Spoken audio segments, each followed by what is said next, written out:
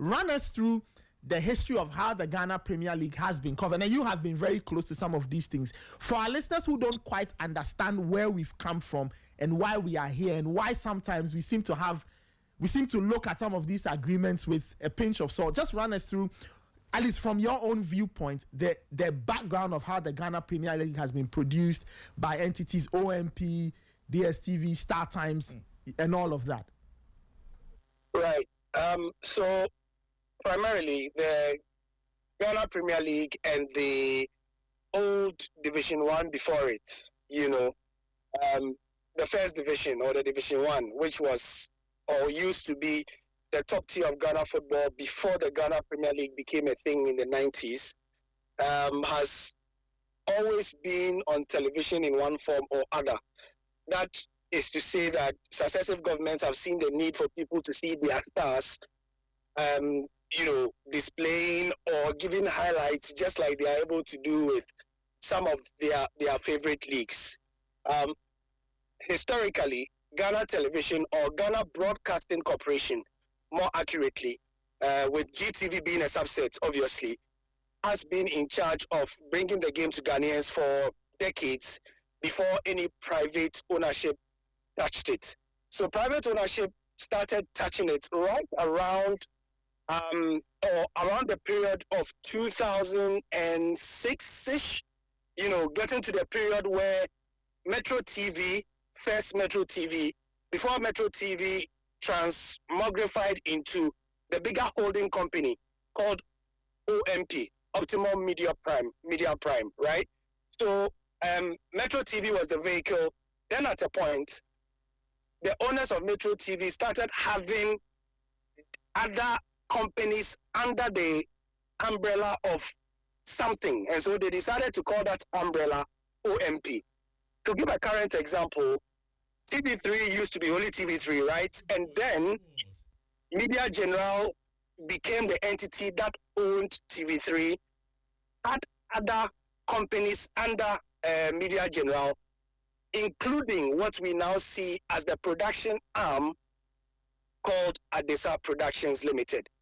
A classic example is the UK company called IMG, and a subset of it is Premier League Productions, who are in charge of producing, marketing, and managing the broadcast of the Premier League. All right? So once that is done, we can go into the history. Once GBC was seen as too moribund or unable for financial reasons, for logistical reasons, for a lot of reasons, it was thought that a sort of public-private partnership will come in to ensure that people will be able to see the game in a cheaper, faster way, and in a way that will ensure that all the games will be seen from a highlights point of view. That has always been the reason why people have had complaints, and it has kept changing. From around maybe, I get the year particularly not right, I suppose it to be around 2005, 2006, when Metro TV was the undisputed dominant force of television rights and TV production in Ghana. Remember, they had the Soccer Academy, whether it was the Glow Soccer Academy or the MTN Soccer Academy, take your pick. They had an incredible partnership with Setanta Sports, right? Yeah. And so they were bringing us all sorts of leagues like the Scottish League, a whole lot of things. Why? Because Metro TV had the dream of becoming a 24-hour sports station. Okay? There was a point where they nearly or almost became a 24-hour sports station. But, and this is a big but, the disease of a 24-hour sports station is that you can only be able to do it if you have live TV, right? Yeah. At a point, the partnership with Setanta became difficult to manage, especially because of financial reasons, because a lot of corporate Ghana could simply not afford to hold Metro TV afloat in terms of buying the rights and so on. But Metro TV decided quickly that, Charlie, if we can't afford the foreign leagues and stuff, we should make an ambitious foray into doing the local TV production for the Ghana Premier League. Then they went into partnership with the GFA. We saw that go all the way for many, many seasons Indeed, they got so successful that they added the Division 1, remember? I remember at a point so well, yeah. where Metro TV were encouraged to even take the Division 1 because they had a team in there, which was called Zaytuna, you remember? That? Yep. So that was the main reason why. Stay Cool Professionals, and then they rebranded to Zaytuna. Yes, please. So this arrangement went from about 2005-06 all the way to the 2012 season when, we saw the foray of a Chinese government-owned broadcaster or backing broadcaster called Star Times. Officially on the book, Star Times is not owned by the Chinese government, but I mean, we all know that it is the Chinese government that is behind it. Why did Star Times decide that doing the Ghana Premier League was important? The big picture that a lot of people don't know is that the Chinese government decided that TV, or most importantly, being able to control the passion of people around the world was central to having the power of the Chinese government and the influence of the Chinese government going around the world. So Ghana was not the only place. They had about 10 different markets in Africa where Star Times were the official television broadcaster, okay? And Ghana was simply a part of them. So from about the from the 2020 season, Star Times was the broadcaster. Forgive me, not the 2020 season. Star Times was the broadcaster. They secured the official television production and broadcast rights. From then, they were given at the time a minimum of 68 matches. They went all the way, and as Raymond has eloquently put it, they started having problems, not because they couldn't pay, but because, frankly, the product was not giving what it promised in terms of, one, the eyeballs, two, in terms of, let's be frank about it, the GFA was not fulfilling its end of the bargain. And this was a big problem because, you see, for almost every sponsor, not even broadcaster, every sponsor that has come on board, they have had cause to have cold feet because the GFA is not fulfilling its end of the bargain. The GFA is not putting its money where its mouth is. I can come and get sponsorship of a product, Nathan. But if I see that I am more interested in pushing the product than you, something is off. Okay? So it's the reason why some of these things are happening. And without delving too much into the Star Times thing, because they are in court right now, maybe when they finish, we'll do that.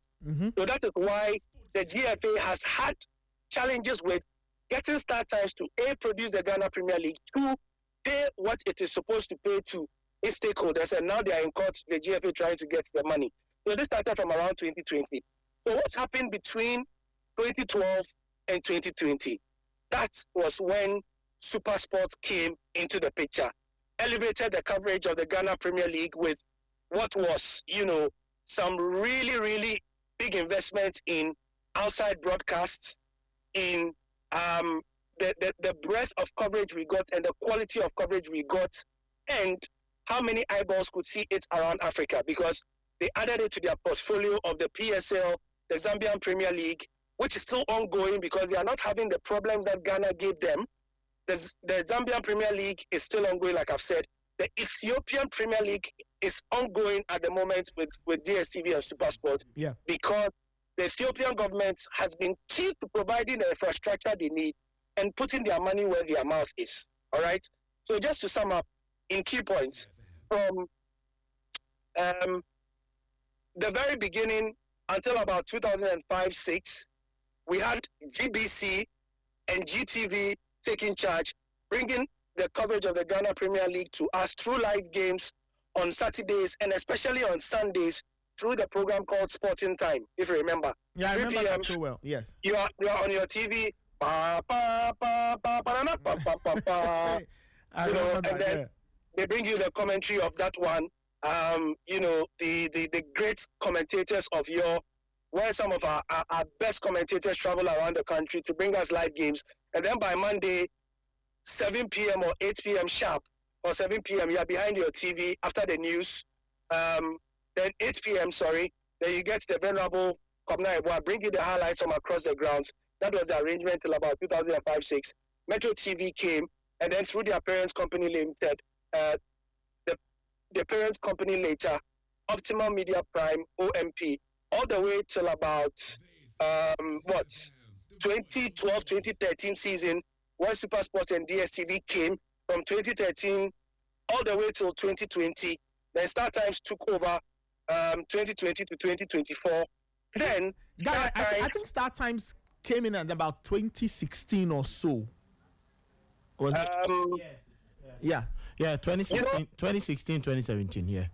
You see, That was when GBC were producing for them, but it was broadcast on Star Times channel. So they were actually the ones in charge of the coverage. Of the broadcast. Yes. Remember. Yes. We are not talking about.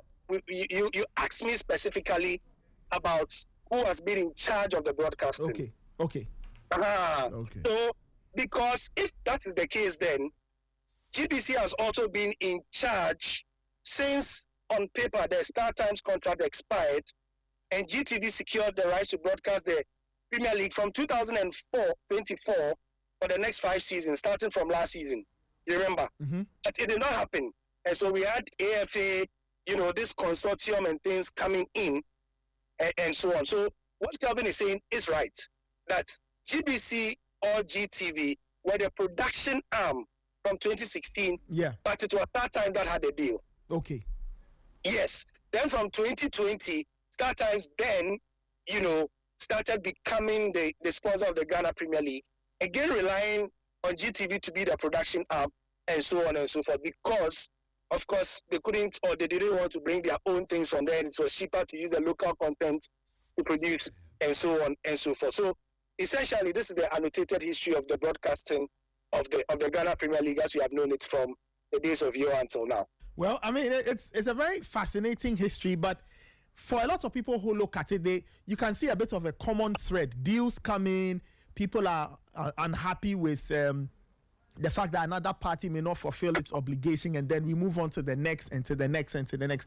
Just finally, now that we are going into a new chapter and it is APL and everything, what do you think must be done to ensure that the story is different, to ensure that the next time or in 5, 6, 8, 10, 12 years, whatever, when we talk about this, we can say that, when APL joined the fray, things worked out well. What are the things that will be needed to make this partnership a success for all of us who are concerned? My first point of diversion with Raymond will be on the very legitimate question on the production capacity or what kind of what is the question Raymond asked again? What kind of Track history record, have they had? Yes, APL's Track history. record have they had?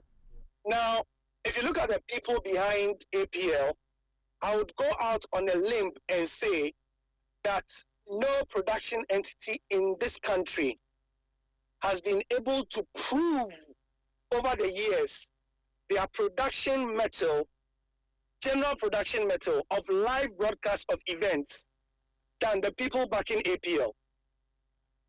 Right? Okay. APL, as we know, I mean, anybody who knows anything knows that Media General, APL, TV3, they are all from one stable. If you look at the sort of live TV productions they do 365 days or 52 weeks a year without break for more than a decade or for more than a decade now, APL or the various components of APL over the years, that is TV3 and so on, have been in charge of things like what Ghana's most beautiful, talented kids. What's the name of that?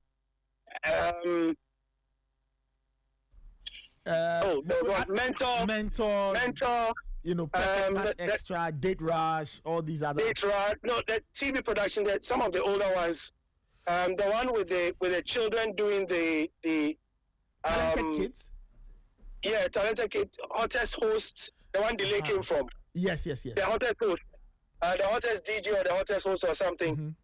when it comes to production, I think that but yes, Raymond is right in wondering that television production from around the grounds is a completely different kettle of fish. So, because especially with Ghana and our problematic clubs and how stubborn they are and all the things that are involved. So Raymond has a right to be asking those legitimate questions. But at this point, I think that what we need to do is to, through the GFA, and I always come back to the GFA, that the GFA must make sure that its children are disciplined and they know what is at stake with these things. And to put it very bluntly, the GFA should make sure that their children or its children stop fooling. The GFA should make sure that his children or her children, whether you want to say the GFA is a boy or girl or their children, they stop fooling. Because you see, nobody can want the product to succeed more than the children of the GFA. And over the years, they have been the major culprit in ensuring that we, the fans, don't get what we deserve. Every broadcast rights holder that has come has always wanted the good of the game through regular press conferences, regular updates on highlights, for us to enjoy on Monday mornings in a review, or Friday evenings or Fridays through a preview. Then you would hear stories that the clubs are saying that the cameramen shouldn't come, or the players are not ready, or some other absolute nonsense. If the GFA, and I support what Raymond said, you see, it looks like Raymond will always be bashing the FA, but as I can't say, and as they say in other languages, it will be paying into the heading.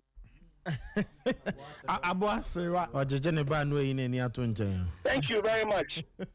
We are let Langabel will say, seeing some before is the reason why we are being careful. Yeah, that's true.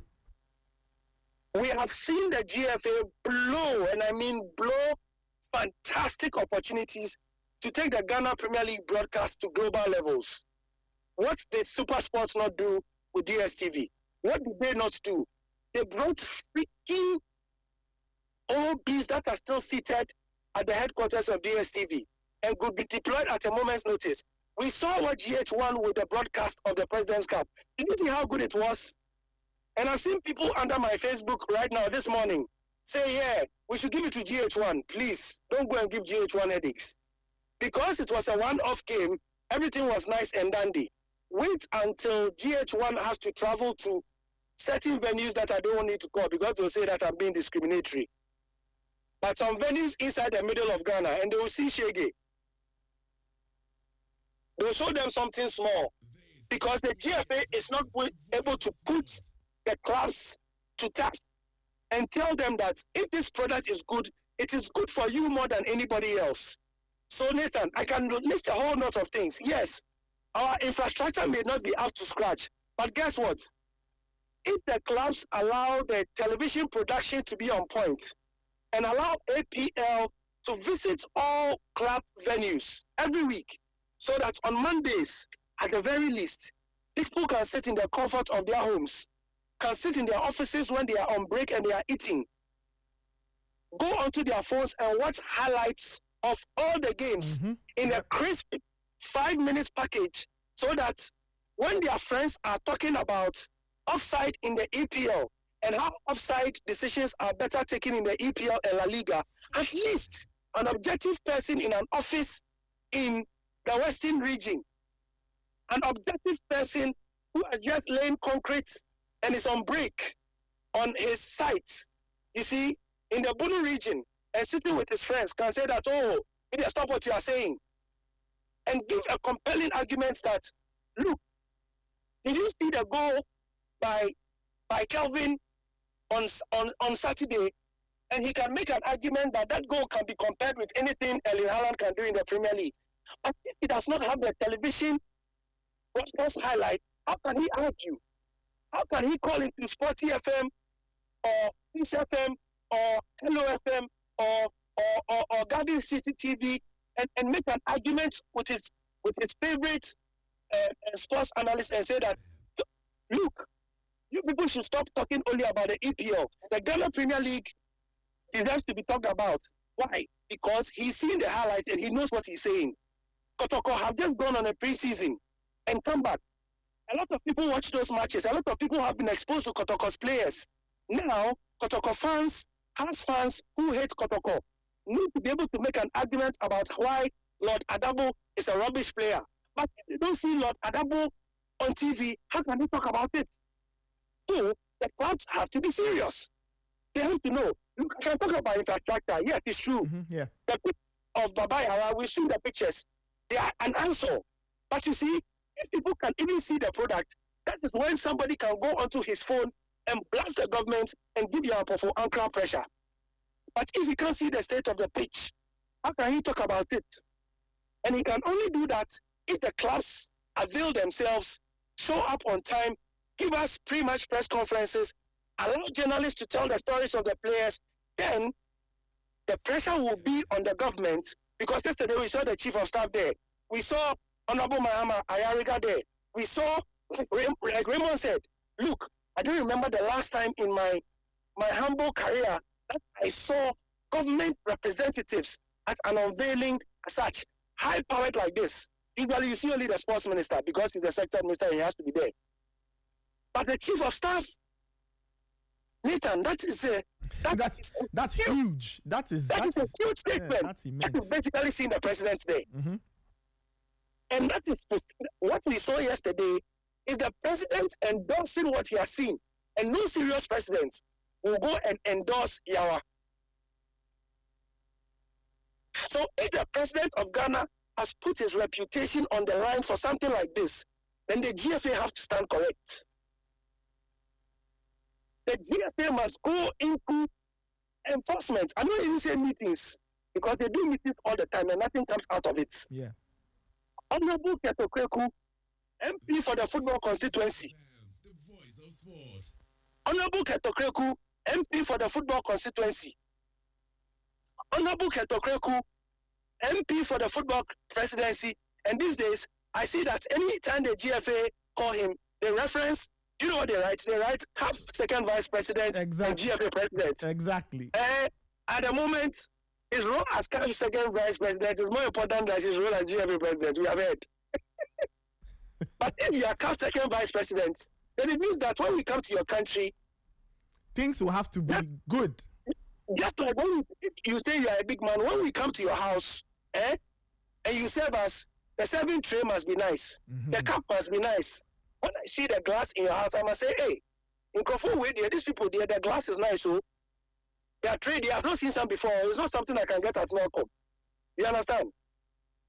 When we come to the home of the CAF second vice president, and he gets visitors from other countries, he should be able to put on his itinerary what? A visit to go and watch a Ghana Premier League match.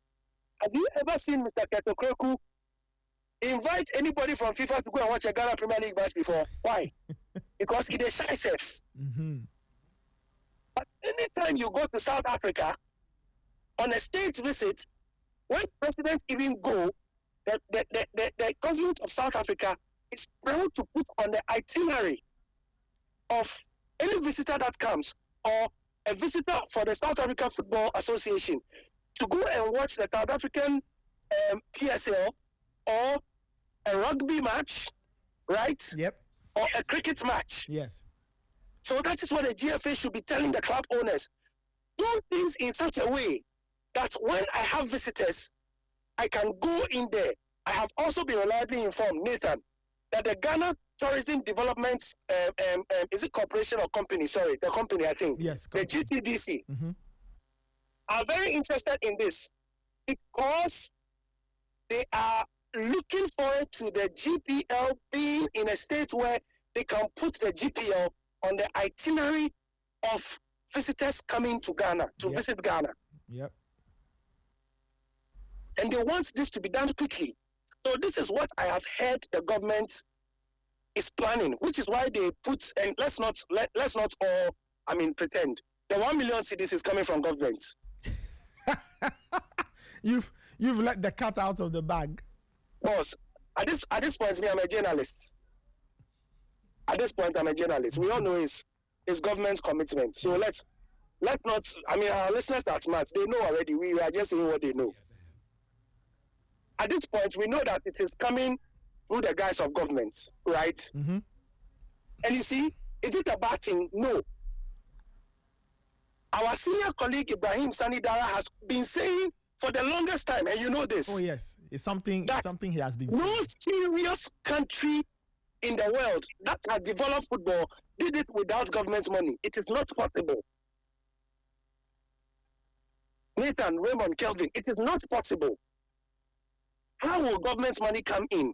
Either through what we have seen, giving the clubs 1 million cedis or whatever for them to prepare adequately for the league, or making sure if they put the money in infrastructure, things for the long haul, for TV production to give us a clearer picture. So you see, it is always a carrot and a stick argument. Which comes first? The government can decide to put money into facelifting the infrastructures first, so that when the TV cameras come and give us the broadcast, we see sexy pitches and sexy pictures. Or they can prepare the teams adequately to give us good football, or the teams adequately to pay salaries to keep the players here for longer, while developing the infrastructure. And my thinking is that the government is deciding to go with the second option, right?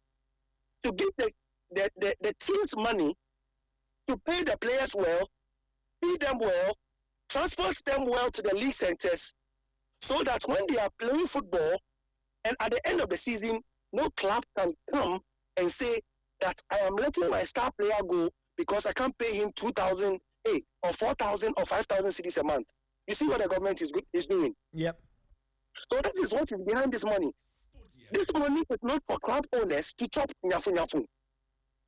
And for me, what I wanted to see that I'm disappointed I did not see is that there would have been, but you see the warning the chief of staff gave. I heard you mention it. That he gave Raymond was the one who said, why is the chief of staff giving ultimatums or subtle ultimatums for something that the government is not willing to say that we give them the money? If the chief of staff can say it, me, I can say it. The money that has been given to the clubs, they have to be told and warned that this money is not for you to go and buy the latest Range Rover. For us to be seeing you cruising on the streets and then going to pick baby girls on Friday and then dropping them off on Monday morning. That's not why they are giving you the money. The monies are for you to pay your best players the salaries they deserve, or competitive salaries at best, so that next year by this time, August 1st by this time, the 3 or 5 or 10 best players in the Ghana Premier League will be in the Ghana Premier League. You see?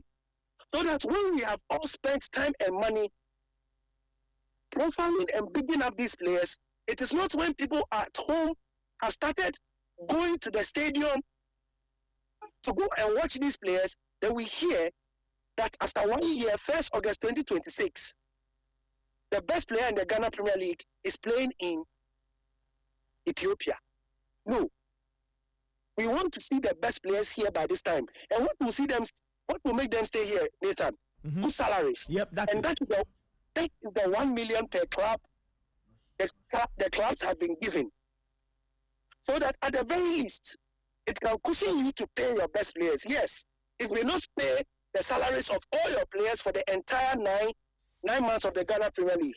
But we want to ensure that while the television broadcast is bringing us the coverage of our stars, the flicks and the tricks and the good football that they are playing, once we the fans develop an affinity or a bond with them, Nathan, they are here by this time next year. So, in short, not take all your time, this is the history of the broadcast of the Ghana Premier League and the context and why it is important that entities like the APL be given all the support we need. And for us, the larger media, APL APL should not be our competition. Okay. The time for silly competition must end now. Mm-hmm. Because if APL succeeds, all of us in the football ecosystem succeed. Yeah, that's true. Sporting FM on paper may be a competitor to APL, but in reality, we are collaborators. Mm-hmm. Why? Because if they are able to show all the matches of the Ghana Premier League, and the audience can watch it, and the APL are able to put the highlights of the Ghana Premier League by Monday morning or quarter by Sunday evening, people will watch the highlights of the Ghana Premier League by Sunday evening. By the time Nathan Kwao and Raymond would come on radio and be talking about the best goal or the contentious offside decision and open the phone lines, the phone callers will be willing to talk about that and will not say, hey, my name is Emmanuel from Pram Pram. As for the Ghana Premier League, there's no highlight, so leave me and let me talk about the EPL. That is why all of us must ensure that this thing works. Yep. So I am hoping that from the point of APL as well, they will open their coverage up so that the rights will be available. And I am glad I am hearing that the two companies that have had a track record of producing Ghana Premier League or football matches in the last 5 years, namely GTV and Max TV, are on board with this. I am extremely happy because it means that if GTV has the rights, it means that 80 to 90% of the country will be covered. Where TV3 does not go, where Onia TV does not go, where Max TV does not go. APL through its sister brands like TV3 and others have a huge digital media footprint as well. So we can be assured that the games will go around the country. And my plea to other media entities is that APL and TV3 are not enemies at this time. Because you see, if they get it right, everybody go chop them. This is so important.